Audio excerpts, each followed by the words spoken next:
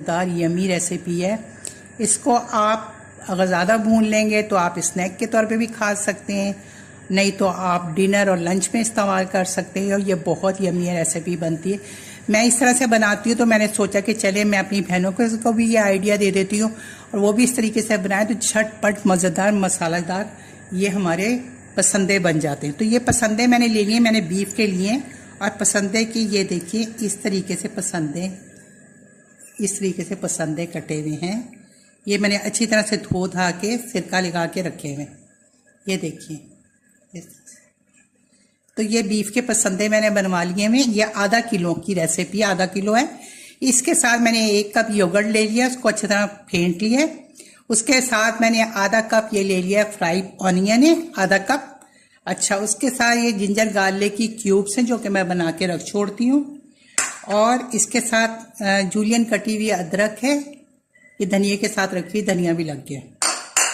और इसके साथ जो मेन जाएगा वो जाएगा ये टिक्का मसाला। ये टिक्का मसाला जो जाएगा, ये पसंदे टिक्का मसाला मैं बना रही हूँ और ये बहुत यमी बनता है, बहुत ज़बरदस्त और झटपट बन जाता है। और इसमें कोई मसाले नहीं जाएंगे, बस ये टिक्का मसाला जाएगा, पसंदे जाएंगे। अब मैं दही के अंदर ये पसंदे डाल दूंगी और बाकी सारी चीज़ें फिर 1 बाय 1 डालती चली जाऊंगी इसके अंदर। और इसमें ऑयल जाएगा, ऑयल रखा हुआ तो ऑयल इसमें जाएगा 1/4 कप के करीब, यानी कि 4 टेबल स्पून मैं इसमें ऑयल डालूंगी। ये दही में पसंदे चले जाएंगे।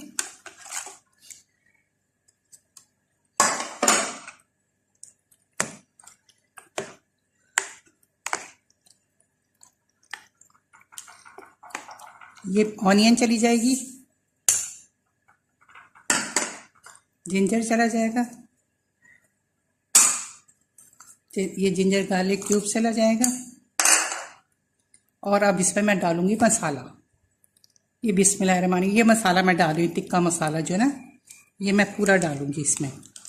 आप जरा कम स्पाइसेस खाते हैं तो आप इसको हाफ भी डाल सकते हैं। जरा ये चटपटे से अच्छे मज़ेदार लगते हैं। इसको दही वाले कढ़ाई पसंदे भी आप कह सकते हैं।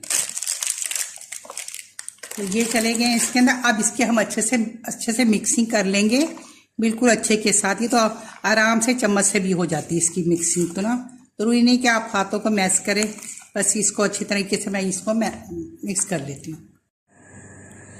ये देखिए मैंने ये सब मसाले को अच्छे से मिक्स कर दिया। अब इसमें मैं ऑयल डाल दूंगी और ऑयल डाल के फिर मैं इसको रख दूंगी इसको कम से कम 2 से 3 ओवन